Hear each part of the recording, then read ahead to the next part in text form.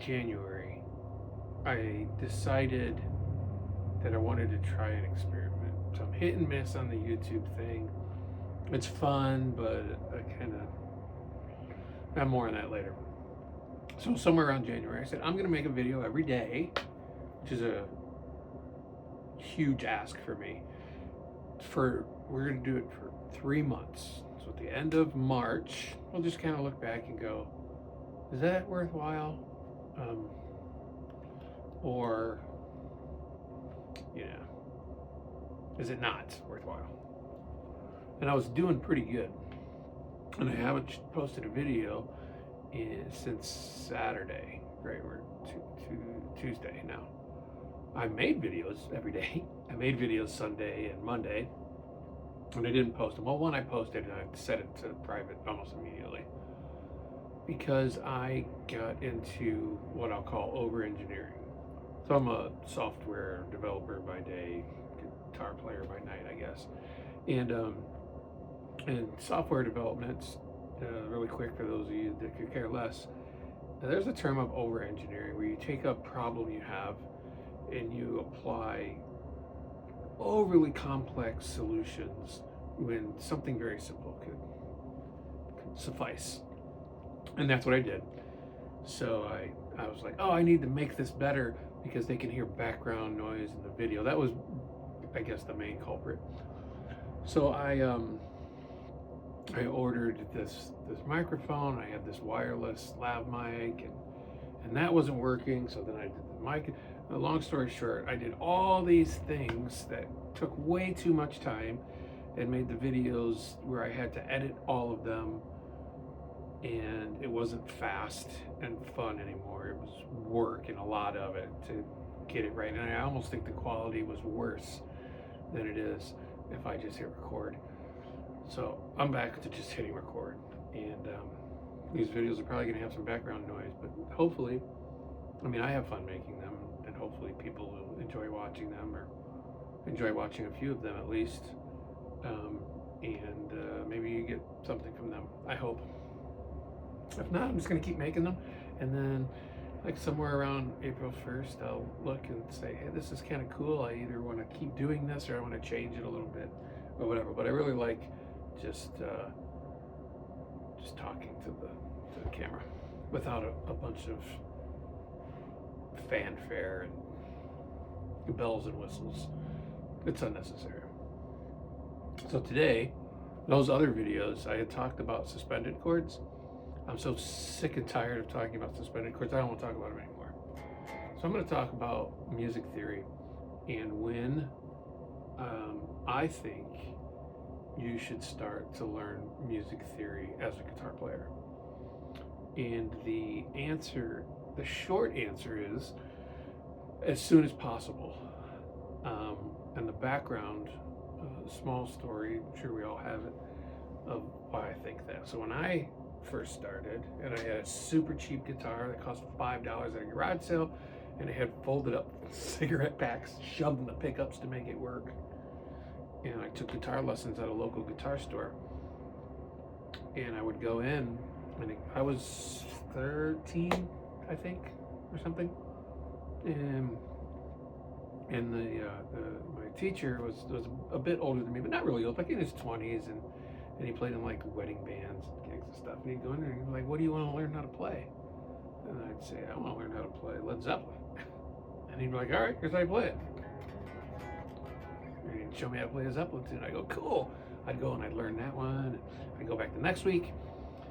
I'd learn a new one, and then new songs would come out. And I go, oh, did you hear this song? He goes, yeah, I learned it last night. It was on MTV or whatever. And I learned how to play it. Here's how you play the song. I go, man, it's awesome. So I had this growing repertoire, if I'm pronouncing that word right, of half songs. I knew half of them. I didn't understand how they connected together. I didn't understand the chords. I knew power chords. That's all. And then I took lessons for a couple years. And then at some point I started to learn the pentatonic scale because my guitar teacher told me that's all Jimmy Page uses. He doesn't use anything else. He only uses the pentatonic scale. So I thought, well, that's all I need. I just needed the pentatonic scale, and then I can play anything.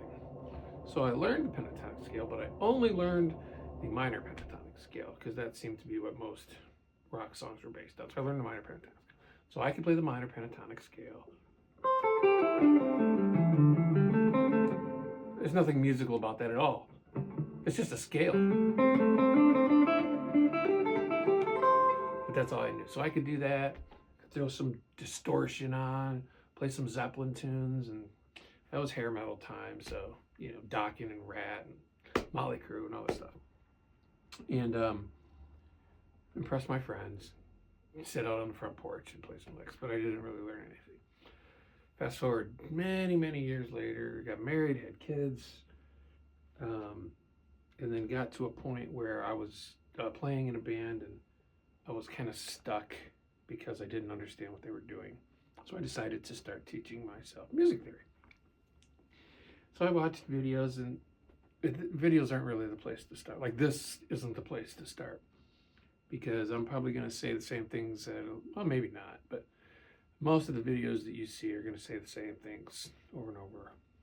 And they're not really going to answer your question of where to start. They're either going to assume you know a few things, or they're going to start really simple and they're going to play this pentatonic scale. They're going to tell you what they think you want to hear so they get more views, what they think the most people are searching for. So I got this book, Music Theory for Guitar, I think. I'll put it in the description. And I just started going through it. And I started learning the major scale, how chords are constructed, how things connect together. And then once I had a good basis for that, then I could expand on it, because now I knew what to search for. So I could search for like chord function, right? So how do chords function within a key? What's their relationship? Yada, yada, yada, without some crazy graph that people show you about what chords mean and this and this and that. And I learned how to make my own chord charts, and I learned the Nashville number system and all that stuff. But it all started with just diving in and learning the major scale. Okay, that was my path. And I'm still learning. I'm infatuated with music theory and learning as much as I can. And it really opened a lot of doors for me as I was learning that stuff and playing more songs. I was like, oh, these all connect. They're all the same, right? I know how these songs, I could guess what chord we were going to next based on some theory, and I knew how to compose chords, and I could learn new ways of composing chords and working on things. So I wish that in those beginning lessons, as I was learning Led Zeppelin tunes, I would learn, oh, this is in the key of E, right? Say E, this is in key of E minor. Sorry, this is in a key of E minor, but the relative major is G. And here's what that means. And here's all the chords in that key. And here's all the notes in that, and the scale of that key, and so on and so forth, so that I'd get little bits and pieces of music theory along the way, and I could start to connect things in my own time. And I wasn't like saturated with all theory and no music or application, but I was learning things as I went along. So I guess the short answer is it's never too late, and it's probably never too early. If it's day one and you're just learning where to put your fingers on, right? But you're also learning the intervals of the major scale. So you not only can you put your finger on a guitar, but you can do something that kind of sounds like music. I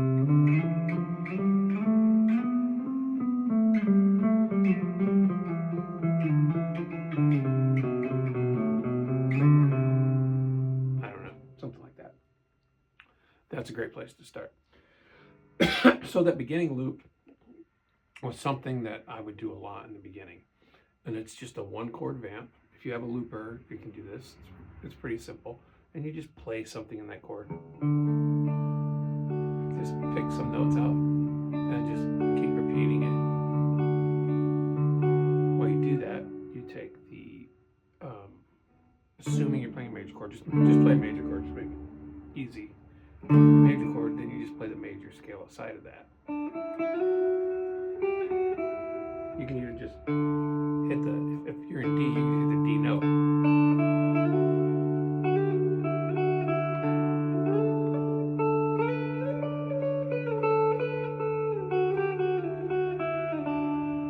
But here's a loop because it's easier.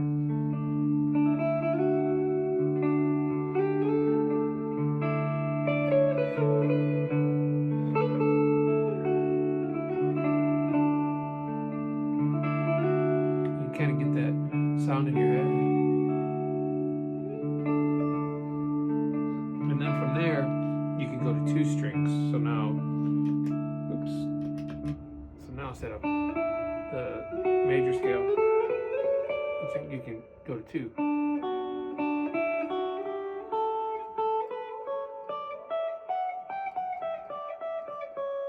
And now you can combine them.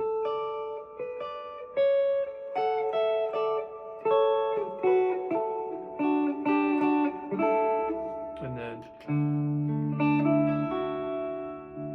I messed my loop up.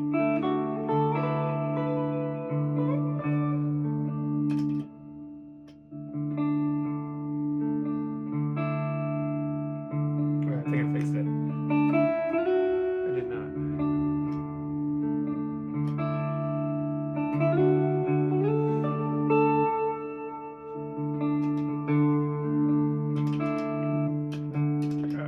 We'll just do the note.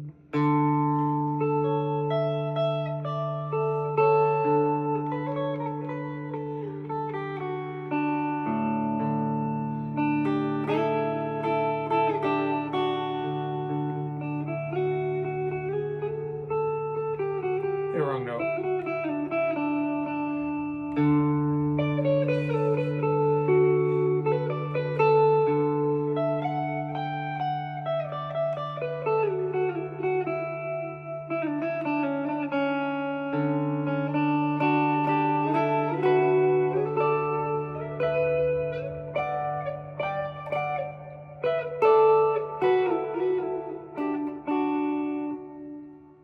Anyway, that's what I would suggest. If you're getting started and you don't know music theory, start today. Learn a major scale of 1 chord, 1 key, 1 note, and then start playing that over, and then expand and expand and expand. So that's it. When should you learn music theory? Today. Start slow and work at your own speed. And when you get to a point where you want to learn more about a particular topic, then you start Googling that topic thing, and you'll get way better focused results on a one music theory topic than you would on the umbrella of music theory. Like, how do I learn music theory on guitar? It's huge, but asking for one specific thing will really help you to nail that down and kind of grow in your music theory knowledge. That's it. Back to just point and shoot. No fancy stuff. That's it. I'll talk to you later. Bye.